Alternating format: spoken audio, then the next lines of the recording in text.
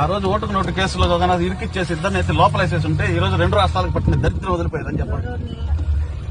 ఇంకెవరిని? రేవంత్ రెడ్డిని చంద్రబాబు నాయుడు దొరికిన దొంగలు వదిలేశాడు.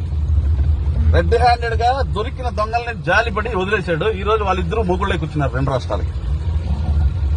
ఒక ప్రజాస్వామ్యంలో ఎమ్మెల్సీని పబ్లిక్ గా డబ్బులు ఇచ్చి కొండం అనేది ప్రజాస్వామ్య దేశంలో దేశద్రోహం కిందకి వస్తుంది. ఆ కేసును కొంచెం ఫార్వర్డ్ చేస్తుంటే వీళ్ళిద్దరూ ఇప్పటికి లోపల ఉండేవాళ్ళు.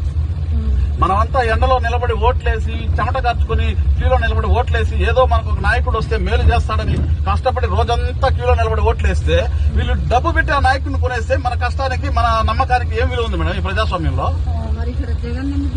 అదే చెప్పేది, ఫ్రాడ్ రాజకీయం.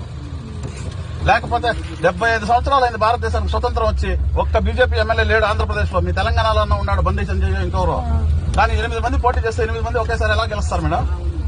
కనీసం 60 ఏళ్ల పైన పడిన ముసలాళ్ళకి బీజేపీ గుర్తు కూడా తెలియదు. గాజువాక భీమవరంలో డిపాజిట్లు రాని పవన్ కళ్యాణ్ 22 చోట్ల పోటీ చేస్తే వాడి క్యాండిడేట్లు వాళ్ళ మెజార్టీ ఎంతో తెలుసా? పోటీ చేసిన ప్రతి చోట 60,000, 70,000, 80,000 ఎట్లొచ్చింది? ఈసారి ఎలక్షన్ పక్కా ఫ్రాడ్ మేడం.